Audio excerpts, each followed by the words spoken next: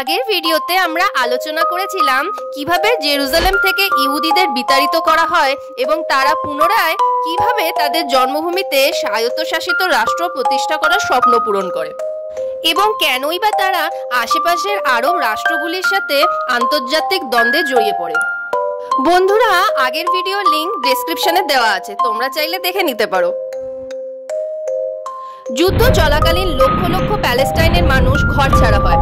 Palestine বলে তো আর কোনো দেশ বাঁচল না। 1949-এর যুদ্ধে 7.5 লক্ষ মানুষ রিফিউজিতে পরিণত হয়। তাহলে ওরা এবার যাবে কোথায়? এবার আরব রাষ্ট্রগুলি প্যালেস্টাইনের পক্ষেই যুদ্ধ করেছিল, কিন্তু কেউই নিজের দেশের সিটিজেনশিপ তাদেরকে অফার করেনি। আর ইসরায়েল তো কখনোই তাদেরকে অ্যাকসেপ্ট করবে না। এমনকি ইউনাইটেড নেশনসও এর কোনো সলিউশন বের করতে পারেনি। প্যালেস্টিনি মানুষেরা তখন বুঝতে পারলো যে তাদেরকে নিজেদের ব্যবস্থা নিজেদেরই করতে হবে, অন্যের ওপরে ভরসা রেখে লাভ নেই। ইসরায়েলের বিরুদ্ধে ছোট ছোট পলিটিক্যাল গ্রুপ বা পার্টি ছড়িয়ে ছিটিয়ে তৈরি হতে লাগলো। তারা প্যালেস্টাইনের অধিকার সম্বন্ধে কথা বলতো এবং ইসরায়েল সরকারের বিরোধিতা করত। 1964 সালে এই ছোট ছোট গ্রুপগুলি একত্রিত হয়ে একটি নতুন অর্গানাইজেশন তৈরি হয়, যার নাম ছিল PLO, অর্থাৎ প্যালেস্টাইন লিবারেশন অর্গানাইজেশন। এই ছোট ছোট গ্রুপগুলির মধ্যে একটা গ্রুপের নাম ছিল ফাতাহ। গাজা স্ট্রিপের একজন ইয়াং রিফিউজি ইয়াসির আরাফাত, যে কিনা ফাতাহ বলে পার্টিটির লিডার ছিল, তাকেই PLO লিডার করা হয়। এর ঠিক 3 বছর পর 1967 সালে আবারও যুদ্ধ শুরু হয়, যার বিস্তারিত আলোচনা আগের ভিডিওতে করেছি। ইসরায়েল আরব রাষ্ট্রগুলিকে আবারও হারিয়ে দেয় এবং Gaza strip, West bank, Jerusalem সব দখল করে নেয়। দিন দিন রিফিউজির সংখ্যাও বেড়েই চলেছে। না তারা ইসরায়েলে জায়গা পাচ্ছে, না অন্য রাষ্ট্রে। এই যুদ্ধের পর PLO আরো বেশি অ্যাক্টিভ হয়ে ওঠে, কিন্তু ইসরায়েলে বসে ইসরায়েলের বিরুদ্ধে এই ষড়যন্ত্র করা কঠিন। তাই তারা ইসরায়েলের বাইরে অন্য রাষ্ট্র থেকে অপারেট করতে শুরু করে।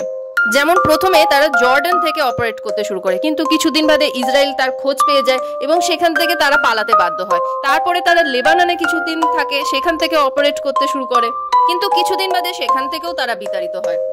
তাদের জন্য এত সংগ্রাম করতে দেখে প্যালেস্টাইনের মানুষের মনে PLOর প্রতি সম্মান ক্রমশ বাড়তে থাকে। ইতিমধ্যে 1987 সালে একটি ঘটনা ঘটল। গাজা স্ট্রিপে জাবালিয়া রিফিউজি ক্যাম্প নামে একটি উদ্বাস্তু ক্যাম্প ছিল। একদিন ইসরায়েলের একটা ডিফেন্স ট্রাক ওই এরিয়া দিয়ে যাচ্ছিল। যেতে যেতে হঠাৎ একটি গাড়ির সাথে তাদের ক্র্যাশ হয়। গাড়ির ভেতরে থাকা 4 জন প্যালেস্তাইনির মৃত্যু হয়। ফিউনারেলের সময় 10,000 জন মানুষ জড়ো হয়। ইসরায়েল সরকার এটাকে একটা অ্যাক্সিডেন্ট বললেও সবাই বিশ্বাস করে যে তাদের ইচ্ছা করে মারা হয়েছে। ভিড় ক্রমশ বাড়তে থাকে, জনরোষ ব্যাপক আকার ধারণ করে, প্রোটেস্ট শুরু হয় জায়গায় জায়গায়, ভাঙচুর করে, আগুন ধরিয়ে দেয়। ইসরায়েলের পক্ষে তা কন্ট্রোল করা সম্ভব হচ্ছিল না।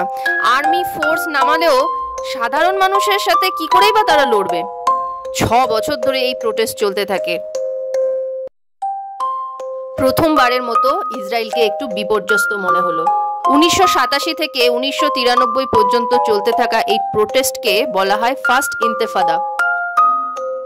এই সময় গাজাতে মুসলিম ব্রাদারহুড নামে একটি অর্গানাইজেশন ছিল, যা ইসলাম শিক্ষা, প্রচার ও চ্যারিটি এইসবের উদ্দেশ্যে তৈরি হয়েছিল, কিন্তু কোনো রকম আর্মস স্ট্রাগলে তারা ইন্টারেস্টেড ছিল না। ইসলাম শিক্ষার সাথে জড়িত ছিল বলে গভর্নমেন্টের কাছে তারা অনেক ফান্ডও পেত এবং দিন দিন এদের জনপ্রিয়তাও বাড়তে থাকে। প্রথম ইন্তেফাদার সময় যখন চারিদিকের পরিবেশ অশান্ত হয়ে উঠেছিল, তখন প্রতিবাদীদের পাশে দাঁড়ানো তাদের সামাজিক কর্তব্য হয়ে দাঁড়ালো। 1987 সালে এই প্রতিষ্ঠানের একটি নতুন উইং তৈরি করা হয়। নাম ছিল হারকাত আল মুকওয়ামা আল ইসলামিয়া, শর্টে বলতে গেলে হামাস। আজকের দিনে ইসরায়েলের যে সকল টেরোরিস্ট অ্যাটাকগুলো হচ্ছে তার জন্য দায়ী কিন্তু হামাস। কিন্তু বন্ধুরা, প্রথম দিকে হামাস এতটা ভায়োলেন্ট ছিল না। প্রথম দিকে PLOই বেশি জনপ্রিয় ছিল। প্রথম ইন্তেফাদা শেষ হয় অসলো চুক্তির মাধ্যমে। ইসরায়েল প্রাইম মিনিস্টার রিৎজাক রাবিন এবং PLO লিডার ইয়াসির আরাফাতের মধ্যে স্বাক্ষরিত একটি চুক্তি হলো অসলো চুক্তি, যার উদ্দেশ্য ছিল ইসরায়েল ও ফিলিস্তিনি সংঘাতের সমাধান করা। প্রথম চুক্তিটি 1993 সালে স্বাক্ষরিত হয় এবং ভবিষ্যতের আলোচনার জন্য একটি কাঠামো স্থাপন করে। এর মধ্যে পারস্পরিক স্বীকৃতি ও ফিলিস্তিনি কর্তৃপক্ষের প্রতিষ্ঠা অন্তর্ভুক্ত ছিল। কিন্তু বন্ধুরা, এই চুক্তির ফলে পিএলওর অনেক ফেস লস হয় এবং অনেক সমালোচনা হয়। মিডল ইস্টে শান্তি ফিরিয়ে আনার জন্য ইৎজাক রাবিন এবং ইয়াসির আরাফাত দুজনেই নোবেল শান্তি পুরস্কার পেয়েছিলেন। কিন্তু ততদিনে মানুষের মনে পারস্পরিক ঘৃণা এতটাই বেড়ে গেছিল যে যেই শান্তির কথা বলবে তাকেই জনরোষের শিকার হতে হবে। এমনকি প্রাইম মিনিস্টার ইৎজাক রাবিনকে গুলি করে মেরে দেওয়া হয়। ওইদিকে 1994 সালে ইজিপ্ট ও জর্ডানও পিস এগ্রিমেন্ট সাইন করে নেয়। এরা যুদ্ধ করে করে ক্লান্ত হয়ে যাচ্ছিল এবং তাদেরই লস বেশি হচ্ছিল, তাই তারা শান্তির পথ বেছে নেয়। তাই এবারে প্যালেস্টাইনের জনগণ হামাসকেই বেশি করে সাপোর্ট করতে থাকে। ডে বাই ডে হামাস আরো ব্রুটাল হয়ে উঠল। এবারে তারা সিভিলিয়ানদেরকে টার্গেট করতে থাকে, পাবলিক বাস আর পাবলিক স্পেসে বেশি করে অ্যাটাক করতে থাকে। Rocket, suicide bombing, air strikes, shooting, public destruction, এইভাবেই তারা নিজেদের ক্ষমতা জাহির করে। আগের ভিডিওতে 7 অক্টোবরে যে অ্যাটাকটার কথা বলেছিলাম তার পুরো প্ল্যানিংটাই এবং এক্সিকিউশন হামাসই করেছে। আজকের জন্য এ পর্যন্তই বন্ধুরা। ভালো লাগলে লাইক, শেয়ার এন্ড সাবস্ক্রাইব। টাটা বন্ধুরা, জানার আগ্রহ বজায় রেখো।